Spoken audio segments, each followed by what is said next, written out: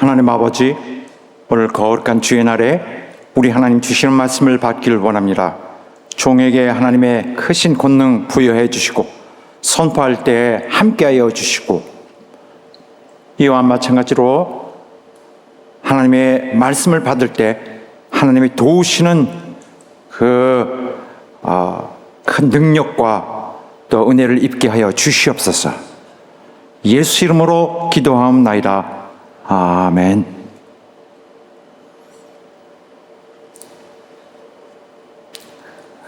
복음은 하나님의 뜨거운 사랑과 헌신에 관한 소식입니다. 그리고 복음은 그가 구원하실 영혼들을, 즉 그 심령을 부르시는 음성입니다.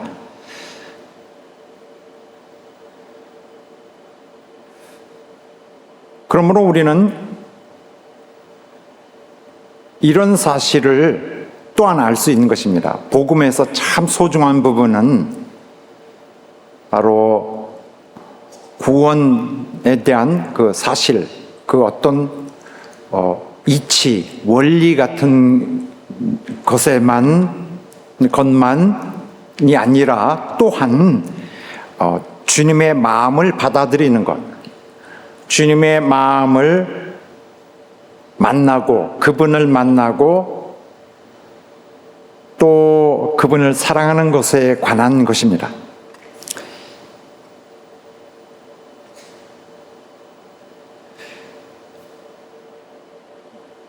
자, 지난주에 이어서 오늘은 조금 더 발전된 모습을 말씀드릴 것입니다. 이 앞단락에서는 사도 바울이 로마 교회에 자신을 소개하고 있는 부분과 또 자신이 앞으로 가르치게 될 복음의 근원이 하나님에게서 된 것이다 라는 것을 밝혔고요. 그리고 또한 세 번째로는 로마 교회 신자들이 바로 하나님이 당신의 거룩한 일들을 위해서 따로 구별해 둔 자들이라는 그들의 정체를 그가 확인해 주었습니다. 자, 얼마 후부터는 이 복음의 원리를 이제 본격적으로 설명하기 시작할 것입니다. 바로 16절부터인데, 그때가 되기 전에는 일단은 사도 바울이 먼저 자기의 현재 있게 된 이 상황에 대해서 설명하게 됩니다. 먼저 이 서신을 보내게 된 이유를 말하지 않고 무턱대고 이론적인 것을 말할 수가 없기 때문에 오늘부터 15절까지는 사도 바울이 왜 이 서신을 보내게 되었는지, 왜 결국 로마서가 된 이 서신을 그들에게 보내게 되었는지에 대한 이유를 설명합니다. 즉 이러한 설명을 통해서 자기의 삶의 동기를 많이 이렇게 상대에게 밝히게 되는 것입니다. 자, 이론보다 더 중요한 것들이 있습니다. 우리가 앞으로 계속될 로마서의 복음에 대한 신학적인 가르침을 나누게 되는데, 이 부분은 정말 확실히 해야 될 것 같습니다. 이 부분이 바로 이 말씀을 선포하고 증거하는 입장으로서 이 부분에 대한 그런 많은 부담을 갖고 있었습니다. 오늘은 그래서 이거 해야 된다고 생각하고 있습니다. 바로 우리에게 정말 중요한 것은 신학적 이론뿐만이 아니라는 것입니다. 복음, 그리고 복음이 가져오는 구원과 은혜에 대한 모든 우리의 이해는 바로 그런 이론적인 차원으로 묶고 나서는 안 된다는 것입니다. 바로 이 이론적인 부분은 복음이 가져오는 것의 한쪽 면일 뿐이지 전체는 아니라는 것입니다. 보다 이 복음이 우리에게 이렇게 하나님으로부터 출원하여 전달될 때 이 복음이 가지고 있는 그 배경 자체를 설명해야 되는 것이 또 동등하게 중요한 문제입니다. 다시 말하면 이론적 지식도 중요하지만 이것 못지않게 중요한 것은, 그리고 어쩌면은 더 중요하다고 말할 수 있는 것은 바로 하나님과 우리와의 인격적 관계입니다. 바로 이 하나님과 우리의 인격적 관계와 그에 따른 우리의 마땅히 내고 있어야 될 자세에 대한 것, 이것이 아마도 더 중요할 것 같습니다. 즉 하나님 앞에 선 우리가 그분과 실제적으로 인격적 관계를, 그리고 그와의 만남을 가지고 있는가, 복음을 받은 이후로 가져오고 있는가 하는 사실이 바로 지금 말씀드리는 그 점입니다. 우리에게 사실상 더욱 중요한 것은 우리의 구원받는 요령 절차, 이렇게 하면 돼, 이렇게 하면 안 돼, 이런 것이 아니라 현재 하늘 아래서 우리는 그리스도와 진짜 그와의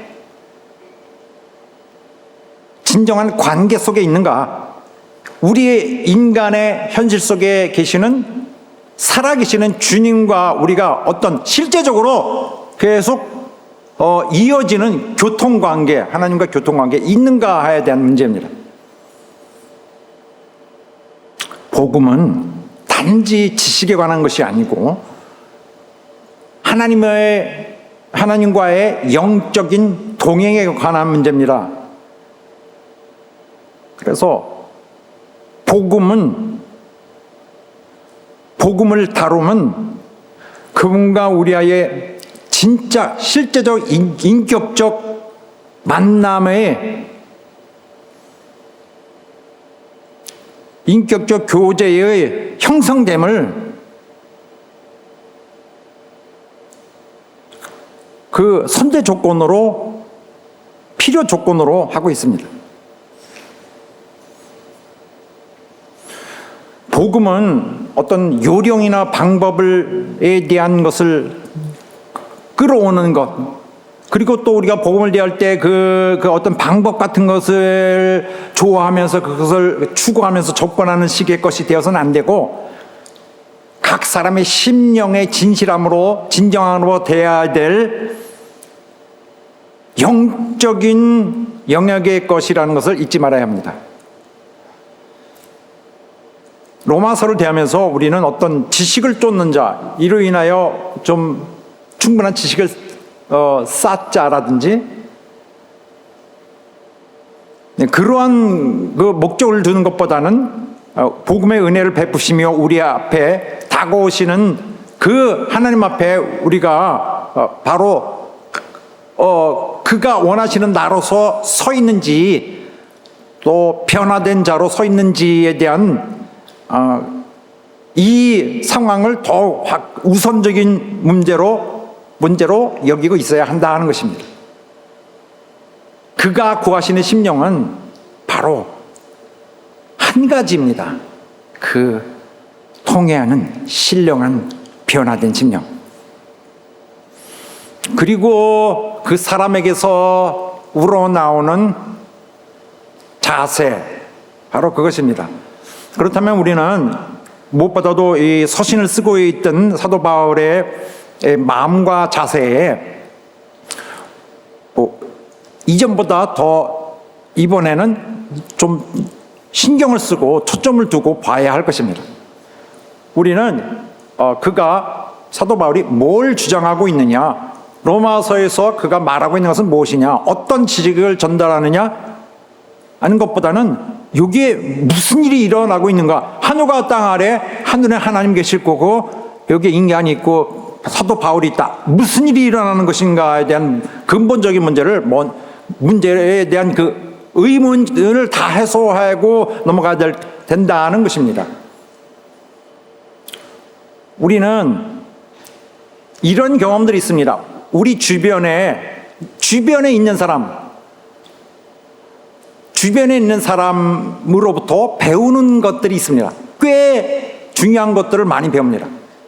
이를테면은 목사님도 있겠고, 또 스승도, 과거에 나를 가르쳤던 스승도 있겠고, 그리고 심지어 동료들, 직장 동료라든지 친구들에게서도 배웁니다. 부모에게서도.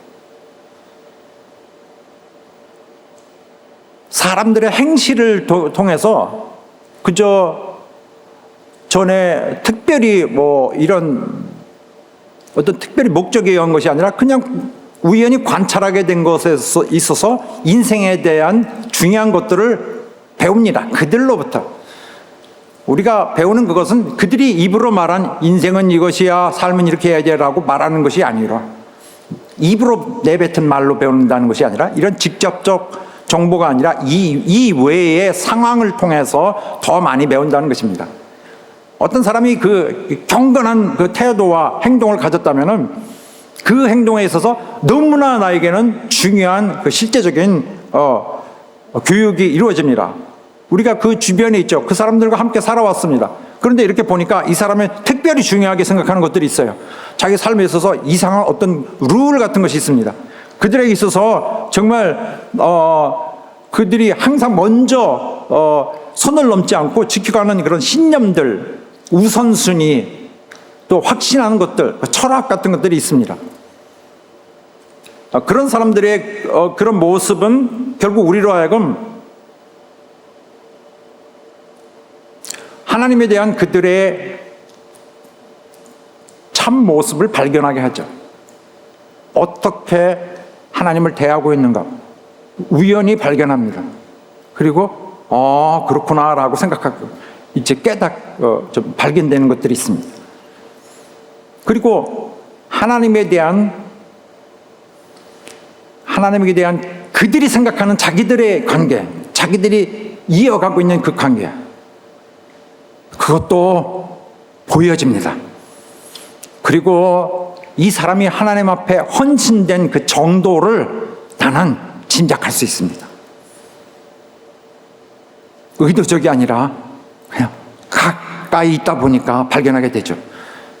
그래서 이런 관찰들은 진짜로 사실상 실제적인 직접적인 교육보다도 더 큰 영향을 줄 수 있는 중요한 것들입니다. 이러한 것은 비록 간접적인 관찰이고 부수적인 이런 방법이지만은 오히려 기독교 신앙에 대하여 더 유익한 것들을 배울 수 있는 기회를 제공하는 것들입니다. 그러므로 입으로 가르쳐 줄 수 없는 교훈을 가져오죠. 입으로 하는 것보다 훨씬 더 효력 있고 더 영구적인 그 힘이 있는 교육이 이루어질 수 있고요. 또 이것은 거짓으로 말하는 자들, 그 외형적으로만 딱 그 구색을 갖추고 위선적이고 계속 꾸며대는 걸 연구해서 꾸며대는 말, 이런 말을 통해서 거기서 진리를 가려내야 되는 그런 번거로움과 그런 머리 아픔을 굳이 겪지 않고도 신뢰할 수 있는 교훈의 어떤 그런 창구가 어딘가를 확인할 수 있게 됩니다. 말하는 것을 통하여 내가 냉철한 그런 내 판단을 통하여 경험을 통하여 바로 순수한 원래 하나님으로부터 출발된 것을 고스란히 받을 수 있는 그런 경험을 내가 스스로 확신하면서 받을 수 있게 됩니다. 그렇다면 앞으로도 그 사람이 말하는 것은 진정성이 있을 것입니다. 이미 어떤 의심되는 것이 이미 사라져버리고 확인된 그 진정성, 그 확인된 사람에 대해서는 신뢰를 갖고 그 사람을 대할 때는 다른 불필요한 그런 가면을 쓴다거나 경계의 선을 넘어서야 되는 그런 과정을 굳이 다 밟아가지 않아도 되는 것입니다. 로마서에서 보여주는 바울은 바로 이러한 대표적인 것이 됩니다. 그러므로 우리가 로마서를 대할 때 그의 그 신학적인 것은 중요한데 우리가 그를 대할 때 신학적 이론을 제공하는 사람 이런 식으로 본다면 잘못 보는 것입니다. 확실히 눈을 크게 뜨고 본 것은 아닙니다. 바로 우리가 봐야 될 것은 바울이라는 사람이 어떤 사람인가를 먼저 알아야 됩니다. 먼저 확인해야 되고요.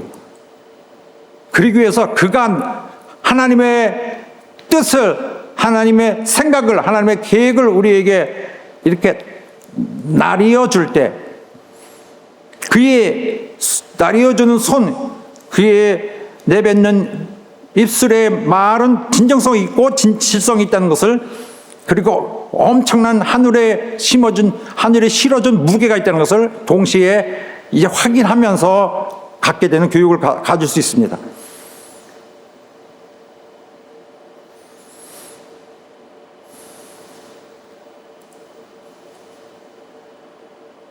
사도 바울의 거의 이 사람의 자신의 그 고유한 그 특징이랄까? 그가 가르치는 것이 진실하다는 것을 더 가까이 보면 볼수록 확인할 수 있습니다. 분명한 것은 이 사도의 삶 속에서 하나님이 진정 놀라운 역사를 하고 계셨다는 사실, 하나님이 깊이 관여하고 계셨구나, 신적 관여에 대한 확신이 섭니다. 자, 오늘 우리가 다루게 될 바로 이 오늘의 주제는 바로 사도 바울이 그런 자기가 가르치려고 하는 그 논리적인, 그 이론적인 것으로 직접 넘어가지 아니하고, 또 상대방에게 자기를 좋게 보게 하기 위해서 그 사탕발림 같은 그 부드러운 말로 먼저 작업을 하지 않고 솔직한 마음을 고집스럽게 처음부터 끝까지 한다는 점입니다. 자기를 드러내어서 가장 솔직한 자신을 열므로써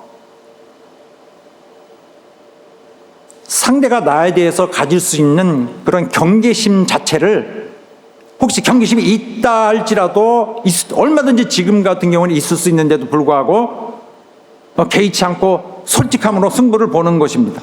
상대가 나를 그냥 그대로 내 모습을 볼 수 있도록 자기 눈높이를 맞춰줍니다. 나는 그냥 진실하게만 가는 것이죠. 나는 진실로 너에게 다가간다. 내가 너에게 하려는 말을 하기 이전에 먼저 나는 내 진실로 너에게 다가가니 너희가 나를 받아주면 우리 서로가 좋을 것이다. 이런 어떤 순수한 마음으로 갑니다. 내가 이렇게 말할 텐데 너희가 믿든지 말든지 이것이 내 자신의 모습이다. 이게 사도 바울입니다. 누구나 자기 삶에는 어떤 가장 우선적인 그 삶을 이끄는 원칙이 있습니다. 뭐 내가 제일 중요하게 생각하는 거, 이런 거 있습니다. 그래서 이런 것을 이제 편의상 오늘은 이제 동기라고 이제 말해 보겠습니다. 뭐 어떤 동기가 있어요. 이 동기라는 것은 내 삶의 전체를 이게 삶에 어떤 뭘 할 것인지 아닐지를 지정해주고 결정해주고 하는 가장 우선적인 거죠.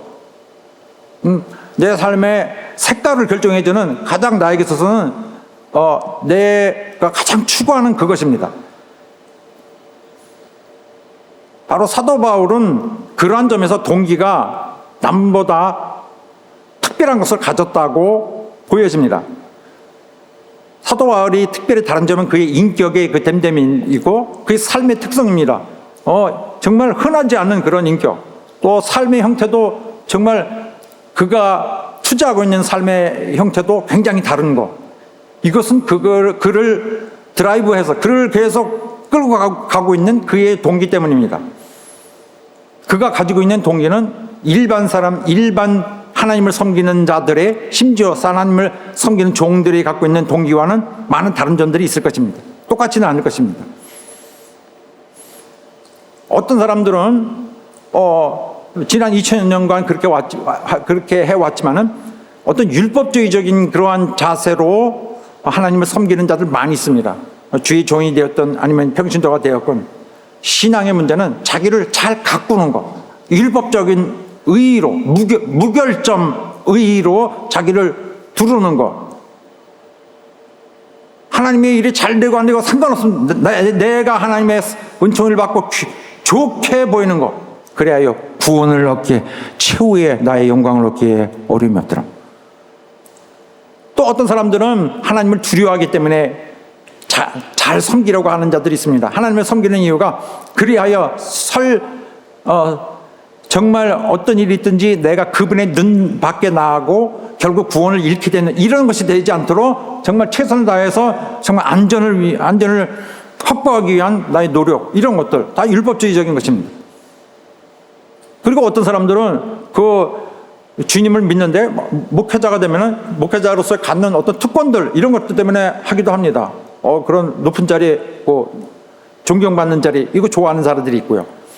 또 어떤 자들은 심지어 목회의 자리를 하나의 어떤 먹고 사는 문제를 해결해 주는 수단이기 때문이기도 합니다. 어떤 동기가 됐든지 간에 하나님을 섬긴다는 것은, 그 섬기는 바로 이 방법을 통하여 어떤 성과가 있다 할지라도, 어떤 눈에 두고 기쁘게 범직한 일들이 있다 할지라도, 그것이 정말 하나님을 기쁘게 하려는 진정한 신실한 욕망에 근거한 것이 아니라면은 그것은 육체로부터 시작한 것입니다. 영적인 것은 아닙니다. 하나님께 받아들여질 수 없습니다. 작품이 있는데도 하나님 안 받으십니다. 하나님 작품을 구하는 게 아닙니다. 그 사람의 심령이란 열매를 원하시는 거죠. 또 어떤 사람은 처음에는 순수한 이런 동기, 정말 영으로 시작한 동기로 하나님을 섬김을 시작하죠. 그러나 나중에는 바뀝니다.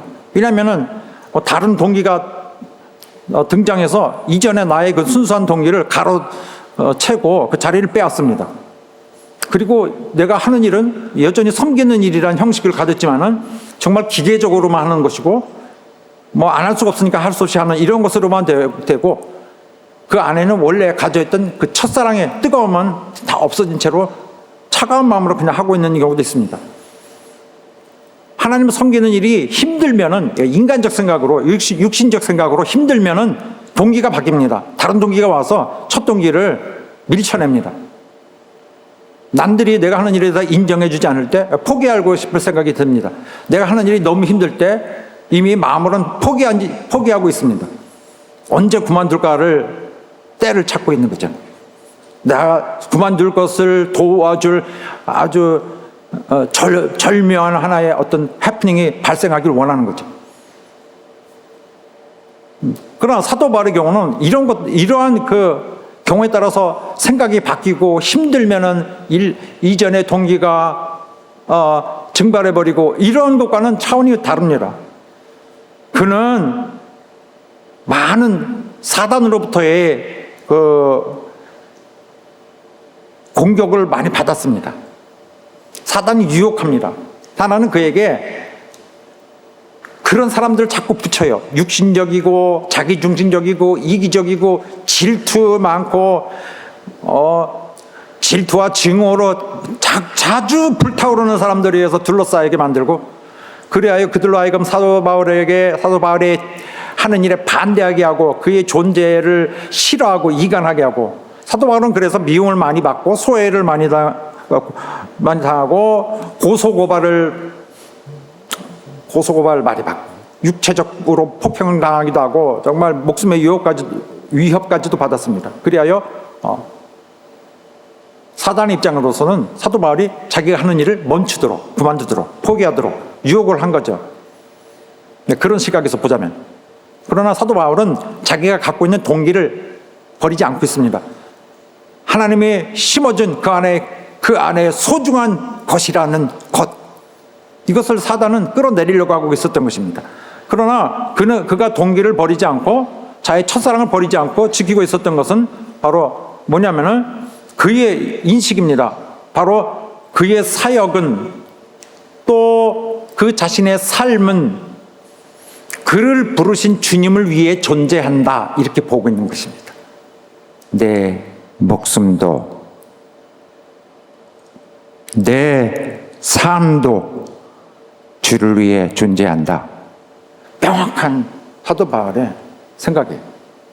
또 이것은 뭘 말합니까? 주님과의 관계가 그런 거예요. 자기가 인식하는 자기와 주님과, 이미 주님과 자기와 세워진 관계는 그것입니다. 또 이와 비슷하게 그는 주님의 종입니다. 종이라면 그 주인된 그분을 위해하고 그분을 위해 애쓰는 것이 마땅하다고 생각했기 때문입니다. 그가 보는 주님은 여느 주님이 아니라 온 세상을, 온 인류를 위해 걱정하시고 어떻게 하든 그들을 살려내시려는 그 참되고 그 위대한 소망을 위해서 애쓰시는 분, 그 위대하신 자기 주인을 볼 때 자기는 목숨을 들여도 마땅하다고, 그렇게 하여 도움을 되어 드리는 것이 마땅하다고 생각하는 것입니다. 그러니까 우리들이 이미 갖고 있는 이러한 그런 어떤 차원의 동기들과는 멀고도 멀고 정말 도저히 가깝게 나란히 둘 수 없는 그런 차원의 것입니다. 그의 유일한 목적은 주님을 기쁘게 하시는 것이다. 그래서 그는 다른 그를 괴롭게 하는 그런 모든 공격들, 무례함들, 그를 무시하고 또 하는 것들을 다 견뎌내고, 심지어 자기가 양육하는 자들에게서 받는 그 모욕과 그 배반, 그 무도하고 매정하고 다 그 저질적이고 그런 악한 사역을, 그러한 그들의 공격을 다 견뎌냈습니다. 자기가 동기가 높게 서 있고 무게가 있기 때문에 참는 것입니다. 괴롭지 않은 것이 아니라. 그래서 포기하지 않았습니다. 괴롭고 힘들지만은 이 비통함이 자기 동기를 버리게 하지 않았어요. 그리고 사람을 대하는 이런 모습에서도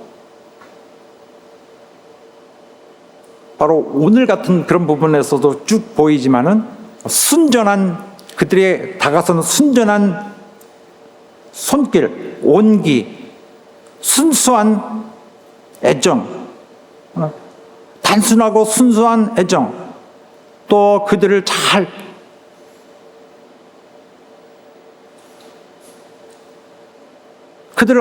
그들과 아름다운 관계로 이끌어 가려는 그 섬세한 그 감성, 이런 것이 다 있습니다.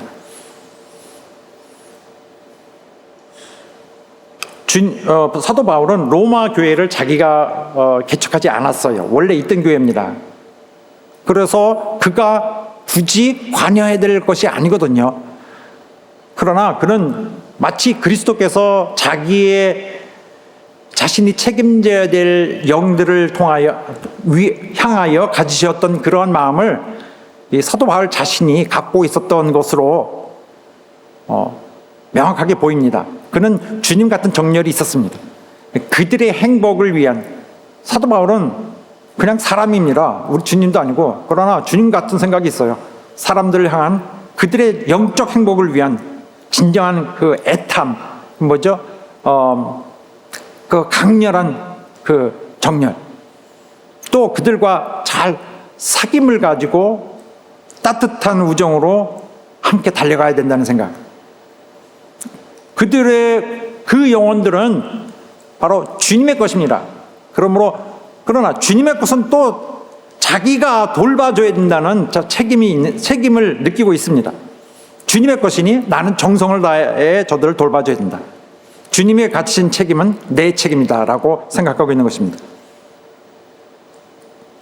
그래서 그는 사도 바울은 사도로서도 결단된 자세를 갖고 있는 자이며 목자로서도 훌륭한 자입니다.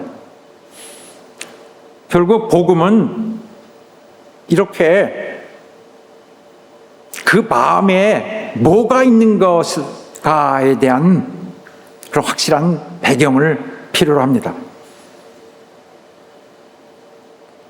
또한 사도 바울의 경우에서 보는 것처럼 내가 자기중심적, 그러니까 내 교회 우리만이 아니라 그가 보는 하나님의 일이라는 시각이 우리 교회가 아니라 전 세계적으로 하나님이 그리스도께서 이루셔야 되는 일까지 펼쳐져 있어요. 그래서 모든 것에 주님 되시는 그분의 하는 일에 자기가 쓰여져야 된다는 것은 전 세계적인 이런 시각을 갖고 있습니다. 아무리 어려움과 괴로움이 있더라도 이것을 감당하려면 자기는 정말 당치도 않은 그런 엄청난 범위지만은 그렇기 때문에 자신은 남들이 하지 않는 걸 했던 거예요. 주님에게 기쁘시게 할 일들, 사람들에게는 쓸데없는 일들.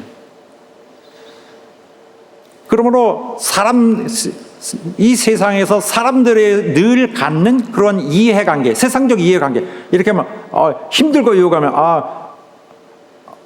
뭐 내가 그거 왜 해야 되지라는지 뭐 이런 식으로 뭐 직접 이렇게 말하지 않더라도 세상에서 당연히 의심을 갖고 대하고 경계하고 또 나를 유리하게 하고 이런 관계를 다 떠난 거예요. 사도 바울의 관심은 주님의 관심. 주님이 관심 가질 것이 자기의 관심. 주님이 욕망을 가질 것은 자기의 욕망. 주님이 사역하실 일은 내 사명. 이렇게 되는 것입니다. 이것을 일컬어 우리 에베소에서 성령 충만함이라고 말하고 있었습니다. 세상 사람들에게는 굳이 내가 하지 않아도 누가 하겠지 이런 생각 많이 합니다. 복음, 기독교 복음 누가 하겠지? 누가 해요? 누가 하겠지라고 생각하는 사람은 당신이 안 하면 못하는 겁니다. 누가 해야 될까요? 사도 바울은 그런 입장에서 우리들 중에 하나였습니다. 그렇지만은 우리가 누군가 하겠지라는 결론을 내린 반면에 사도 바울은 자기가 해야 된다고 생각했습니다. 국경을 넘고 개인의 이익을 넘어서 모든 관심을 인간에 대한 관심을 넘어서 주의 나라를 위한 정말 기독교적인 전 세계적인 어떤 기독교의 조직적 진보라는 시각을 가지고 성실하게 자기를 전념하여서 기여하고 있었던 것입니다. 그래서 사도 바울은 오늘 일부의 신자들처럼 우리에게서 많은 그런 신자들 때문에 교회가 아픔을 겪어온 것처럼 자기의 손익계산에 따라서 정말 사람이 완전히 자기 사람이나 이름을 완전히 버려버리는 이런 자들,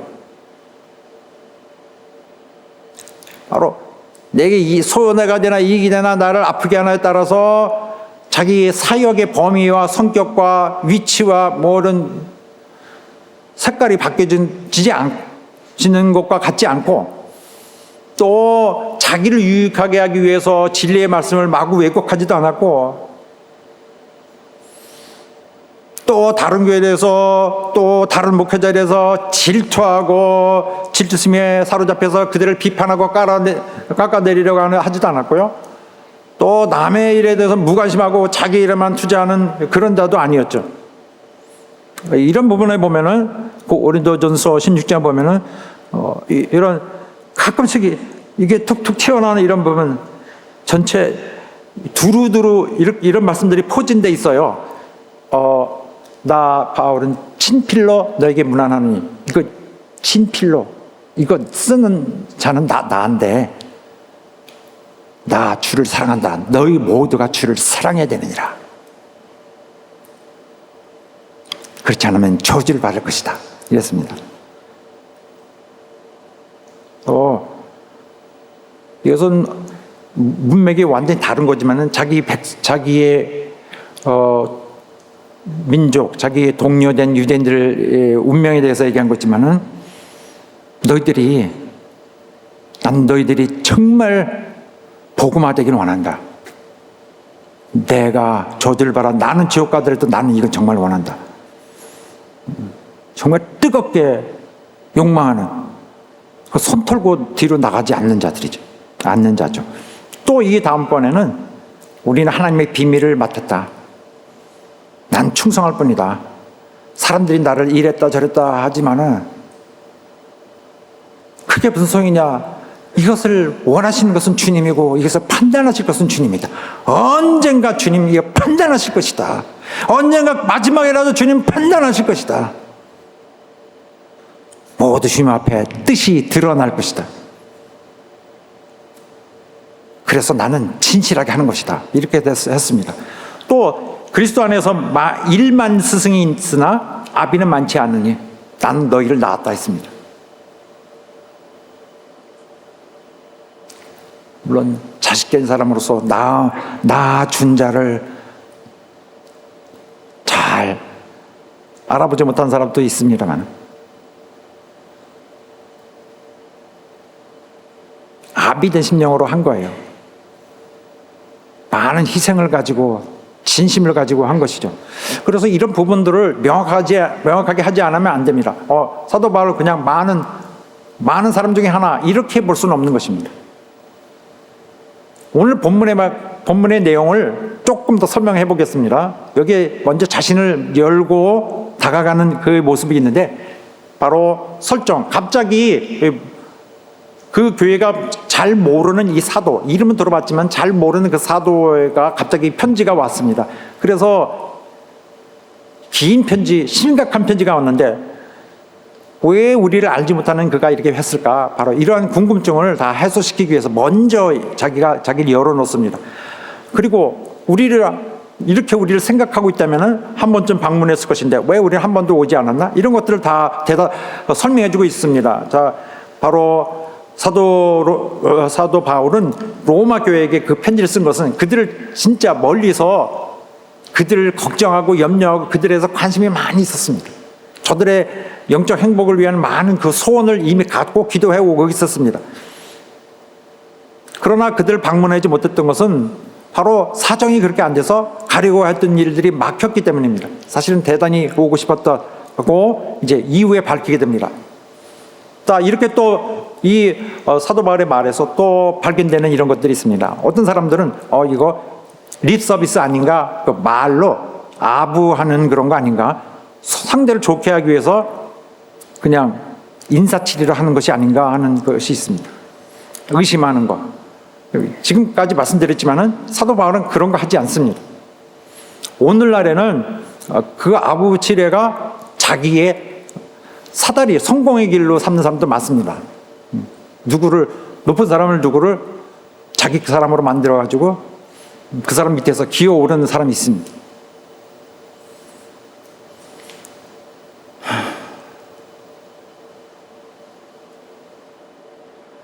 자, 오늘날에는 편지가 일반적으로 그 내면의 진실을 담지 않습니다. 그 현대화 가면서 더 그렇게 되는 것 같아요. 비즈니스적인 레터죠. 다 편지가 여기서 친절하게 이렇게 말을 했어도 정말 그것은 내면의 진실이 아니죠. 이를테면은 이런 그 법정 그 문서 같은 것을 보니까 귀하의 그 내용 증명 같은 건데 그렇게 하던데 보니까 귀하의 먼저 귀하의 기관에 성공과 발전이 있길 진정으로 바랍니다. 진짜 바라지 않죠. 사실 이 내용 좀 보면서 무너져 쓰러졌으면 좋겠다고 생각하는 거죠, 사실은. 그래서 성공하길 바랍니다. 하지만 저쪽 받는 사람들은 입을 그냥 꼬맬까 보다 이렇게 생각하겠죠.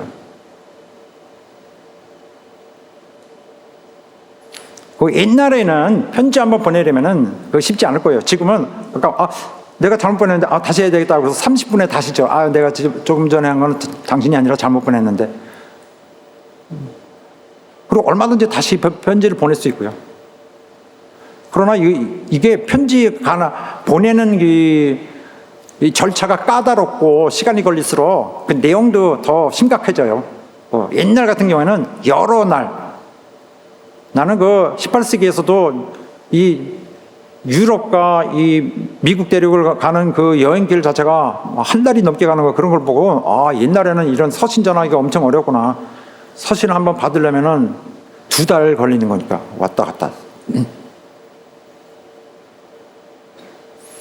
그래서 옛날 편지는 가다가 없어질 수 있고요.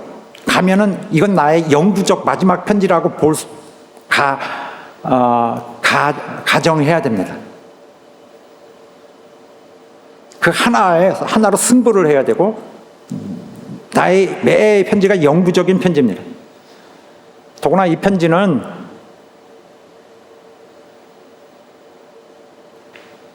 바로 그 근원이 하나님으로부터 나왔습니다. 그는 하나님을 싸구려로 팔 그런 사람이 아닙니다. 그래서 성경 중에 나타나는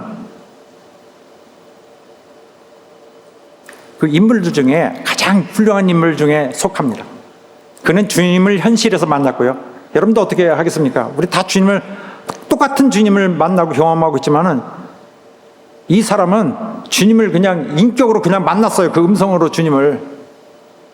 너무 놀랬죠. 그 인생 완전히 바뀌지 않았겠습니까? 그 이후에 그가 성령으로 부어주시는 그런 충만함을 통해서 자기는 주님을 현실에서 느끼고 있었고요. 그 처음에 들었던 주님의 음성이 평생 따라다니고 있었겠죠. 성경 중에서 가장 진실한 인물 중에 하나입니다. 주님을 경외하는 자, 주님을 진심으로 사랑하는 자.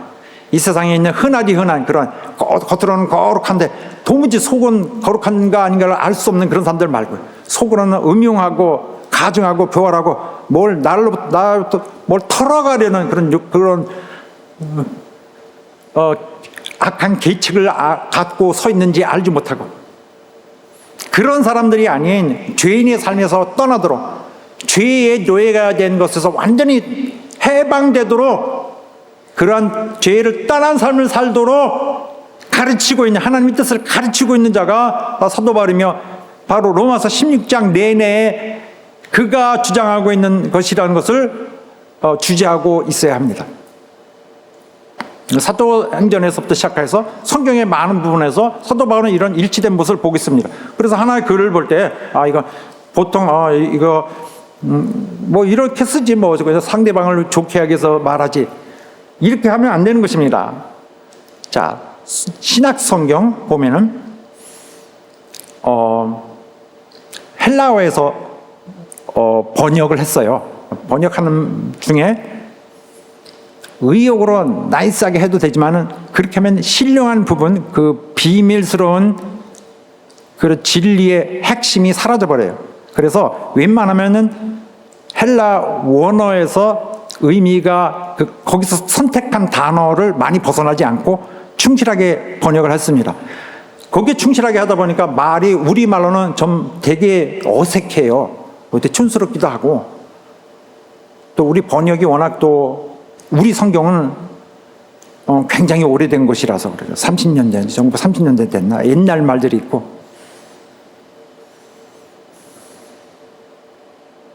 어색하죠. 그러니까 이 지성도 없는 약간 글이구나, 그냥 아무렇게나 이 말 저 말 끼었구나 라고 생각하면은 잘못된 것입니다. 단어 하나하나, 단어 순서를 굉장히 세밀하고 아름답고 지적이고 정말 수준 있게 썼습니다. 그래서 성경을 볼 때 우리말의 한국식의 그 문학적 그런 감성에 착 달라붙지 않는다고 해서 무시하면 안 되는 것입니다. 그런 식으로 성경을 쉽게 대하는 사람은 하나님의 말씀, 또 사도 바울의 성격도 잘못 보게 될 확률이 많습니다. 그러나 이런 부분은 보십시오. 자기가, 오늘 본문인데 사실, 내가 그의 아들이 보고만 해서 내 심령으로 섬기는 하나님이 나의 증인이 되시거냐. 자기는 내 심령으로, 내 마음에 섬긴다. 거친 문제 아니다. 그분이 내 증인이다. 이렇게 이걸 걸고 내가 얘기하는데, 난 너희를 위해서 항상 기도했다. 이렇게 얘기합니다. 너희를 향한 내 진실은 하나님은 알고 계신다. 또 로마서 9장에 보면은 내가 그리스도 안에서 참말을 하고 거짓말을 하지 않으노라. 우리가 지난 수년간 본 많은 그 사람들이랑 다르죠. 참말을 하고 거짓말을 않으라 하면서 이제 해야 될 일을 말합니다. 그래서 거짓이 아니라는 것에 대해서 일관된 그런 음성을 계속 내고 있습니다. 보라, 내가 너에게 쓰는 것은 하나님 앞에서 거짓말이 아니로라. 또 내가 너에게 변명하는 줄, 핑계를, 거짓 그 핑계를 대는 줄 아는구나. 그렇지 않다. 또 고린도후서에 보면은 그리스도의 진리가 내 속에 있으니 아가야 지방에서 나의 이 자랑이 막히지 아니하리라. 어떠한 용건이요? 내가 너희를 사랑하지 아니함이냐? 하나님이 아시는데 그렇지 않다. 진실이다. 내가 너희를 사랑한다고 했으면 진짜 사랑하는 거다. 그것은 하나님이 아시는, 내 마음으로 섬기는, 내 심령으로 섬기는, 내가 섬기는 하나님이 아시는 것이다. 그래서 에베소서에서도 이렇게 가르쳤습니다. 사랑 안에서 참된 것을 하는 것이 교회다. 그리스도의 교회. 참된 것을 말하여, 말자 우리 성경에는 하여라고 되어 있는데 말하여입니다. 범사에 그분의 수준까지 되어야 된다. 거짓을 버리고 이웃으로 더불어 참된 것을 말하라. 이게 먼저 돼야 된다. 거짓된 옛사람 버려야 된다.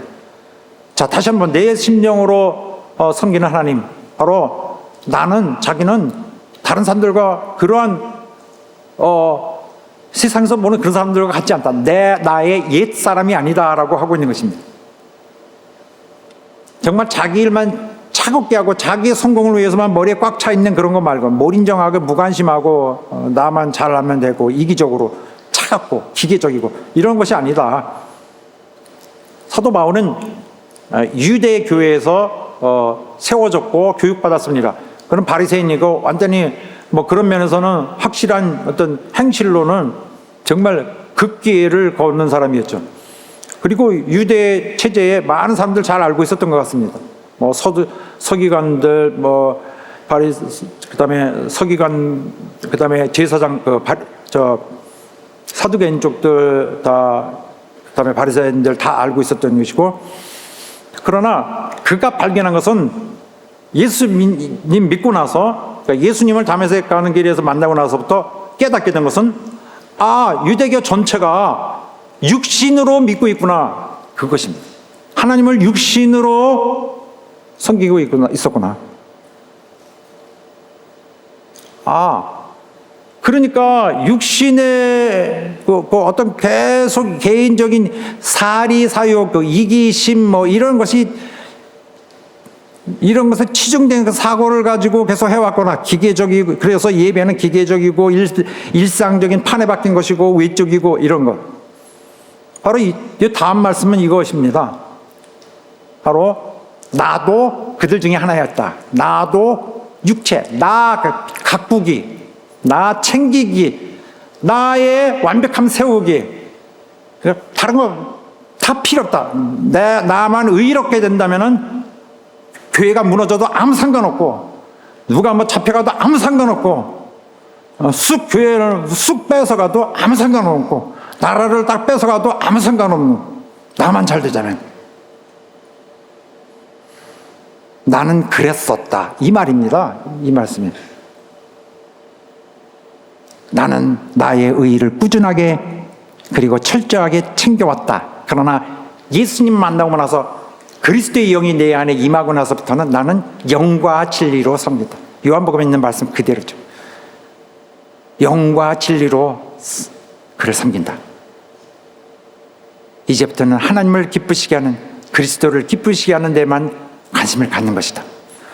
나를 기쁘게 하지 않는다. 그리스도도 당신을 기쁘게 하지 않으셨다. 나를 기쁘게 하자면 내가 어려움을 당할 필요도 없고 나에게 유리한 대로만 이루어야 될 텐데, 그러나 나는 내 관심은 주님의 일, 기뻐하시는 일이다. 또 내 하나님께 감사한다 그랬습니다. 이것은 바로 그 로마 성도들이 정말 어려운 때, 지금 말이 로마 교회 하니까 뭐 엄청난 것 같지만 정말 핍박에 가장 횡행하던, 핍박의 대중심지에 있었던 교인들이죠. 그들이 견뎌가는 것에 대해서 감사했습니다.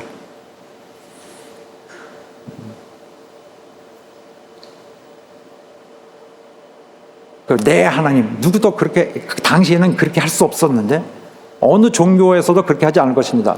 나의 하나님, 마치 친구처럼, 사랑하는 자기 친구처럼, 사랑하는 자기 주님에 대해서 내 하나님, 영으로 섬긴 거죠. 자기 마음에. 또 너희 모든 사람을 인하여 이렇게 했습니다. 알지도 못하는 자인데 정말 그들 하나하나를 아우러는 어떤 차별함이 없이, 외모로 봄이 없이 그냥 다 그들을 일단 다 자기 사랑의 대상으로 삼고 멀리서 모두 안녕 이렇게 인사를 하고 있는 것입니다. 왜냐하면 그들은 그리스도께서 일하시는, 하나님의 구원하시는 목적이거든요. 저들이 먼 곳에 있는 신자랄지라도 쉬지 않고 그들을 위해서 기도했다. 누가요? 사도 바울. 우리 로마 교회 관계 없는데 그러나 멀리서 너희를 위해 진심으로 기도하고 진심으로 관심 가졌다. 근데 왜 방문을 하지 않았죠? 방문을 하려고 애썼지. 방문하고자 하는 열망을 가지고 있었습니다. 다 했는데 안 됐어요. 다 길이 막히고. 정말 너희에게로 나아갈 좋은 길 얻기를 구하노라 했습니다. 좋은 길 얻기를 구했는데 다 그게 좌절되더라. 좋은 길 얻기라는 것은 이런 뭐 여행이 잘 되는 걸 말합니다. 여행길이 순탄하게 잘 되는 것, 어떤 일들이 잘 풀리는 것. 그는 원래 사도 바울은 여기 본문에서 10절에서 너에게 나아갈 좋은 길 얻기를 원하노라 했는데 실제는 로마에 가긴 갔죠. 결국에는 포로로 좋은 길로 간 것이 아니라 엄청 험난한 고난의 길로 갔습니다. 가긴 갔어요. 사랑하는 여러분, 우리가 믿는 하나님, 우리에게 복음을 주신 하나님은 우리에게 지식을 주시는 분이 아니라 그분의 진심을, 그분의 영원히 멸하지 않는 사랑을, 그분의 뜨거운 열렬한 국리의 여김을, 그분의 변하지 않는 충성을, 그분의 무한한 인내를, 우리에게 언약한, 우리에게 말씀한 것을 이루리라는 정말 절대적인 헌신으로 우리에게 다가오신 그분을 믿는 것입니다. 하나님을 신뢰하는 것입니다. 우리 마음으로 믿는 우리 하나님을 믿는 여러분 되시기 바라겠습니다. 육체를 믿지 아니하고 마음이 먼저 준비된 우리 여러분 되시기를 간절히 바라겠습니다. 정말 하나님의 것이라면 내 심정이 되고 내 것이 되어서, 내 관심이 되어서 하나님을 기쁘시게 할 수 있는 주님의 종들 되시기를 예수 이름으로 축원합니다. 할렐루야. 자, 다 같이 기도하겠습니다. 기도할 때 하나님, 내 심령으로 하나님 섬기고 싶습니다. 내 부족하고 연약한 면을 용서해 주옵소서. 이제 주님처럼 나도 더 거룩해지도록 훈련하겠습니다. 내 마음으로 모시겠습니다. 내 주님의 일을 위해 모시겠습니다. 내 진심으로 주님을 섬기겠습니다. 내 정직함으로 하나님 앞에 다가가겠습니다. 우리를 받아주시고 역사해 주시옵소서. 다 같이 합심하여 기도하겠습니다. 하나님 아버지, 역사하시고 인도하여 주시옵소서. 우리 하나님의 그 은혜를 감사합니다. 우리가 이전에 살면서 육신을 위해 살고 육신으로 살고 육신의 목적을 두고 있었으나 이제 우리 주님의 은혜를 받고 성령의 정말 감화를 받으며 성령 충만하여 이제는 주님의 뜻을 따라가기를 원하오니 우리를 받아주시고 역사해 주시옵소서. 우리의 삶이 변화되고 우리의 동기가 바뀌게 하여 주옵소서.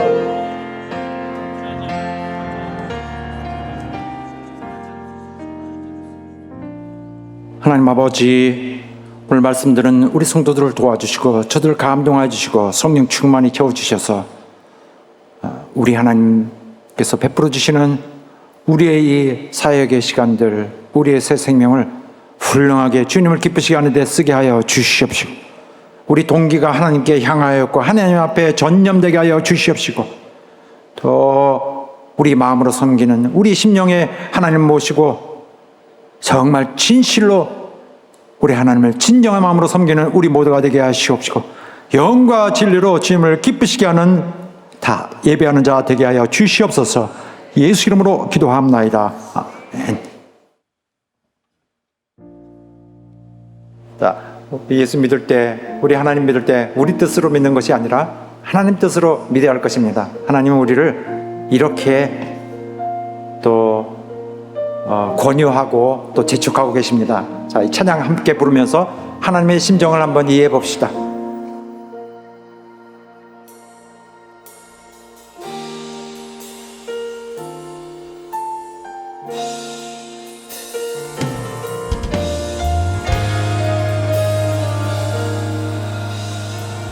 사랑하는 내 딸아, 사랑하는 내 딸아, 너의 자금도 내겐 귀하다. 너와 함께 걸어가는 모든 시간이 내게 힘이라. 사랑하는 아들아, 내 연약함도 내게 큼이라. 너로 인해 잃어버린 나의 양들이 돌아오리라.